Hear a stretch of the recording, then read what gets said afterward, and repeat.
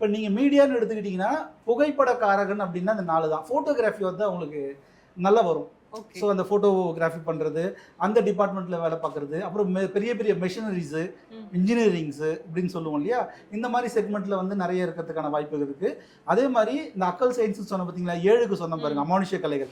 அந்த அமானுஷ்ய கலைகள் மீது நிறைய நாட்டம் கொண்டவர்கள் 4. ஓகே. சரிங்களா? இவங்களும் அந்த மந்திரம், மாந்திரிகம் அந்த மாதிரி விஷயங்கள் எல்லாம் ஈடுபாடு இவங்களுக்கு நிறைய வரும். இது வந்து அவங்களுடைய வாழ்க்கை எண் மட்டும் இல்லை, அவங்களோட விதி எண்ணும் இருந்துச்சு அப்படின்னா அது மாதிரி நபர்களே சந்திப்பாங்க அவங்க. அதே மாதிரி எதிரிகள் எதிர்ப்புகள் 9க்கு எப்படி தோன்றிக்கொண்டே இருக்குமோ அதே மாதிரி 4க்கும் தோன்றிக்கொண்டே இருக்கும். நீ எந்த ஃபீல்டில் இருந்தாலும் எதிரிகள் எதிர்ப்புகள் தோன்றிக்கொண்டே இருக்கும். ஆனால் சமாளிச்சுக்கிட்டு மேலே வந்துக்கிட்டே அதாவது கொஞ்சம் கொஞ்சமாக மேலே வருவாங்க. அந்த ரெவல்யூஷன் பண்ணிக்கிட்டே வந்து ஒரு வெற்றியை கொடுக்கக்கூடிய எண் வந்து இந்த 4.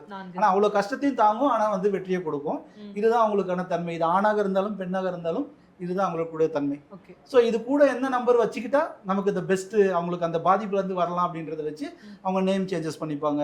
சில பேர் அந்த மாதிரி நபர்களை வந்து கூட வச்சுப்பாங்க, அவங்களுக்கு சப்போர்ட்டிங்கான நம்பர்ஸ்ன்னு சொல்லிட்டு கூட வச்சுப்பாங்க. இதெல்லாம் வச்சுக்கிட்டோம் அப்படின்னா அவங்களோட டெவலப்மெண்ட்டு. அதே மாதிரி தலைமை தாங்குவது, தலைமை பண்பு, எந்த இடத்துலையும் 10ஓட 11 இருக்கக்கூடாது அப்படின்னு நினைக்கிறவங்களாம் அந்த 4ல் இருப்பாங்க.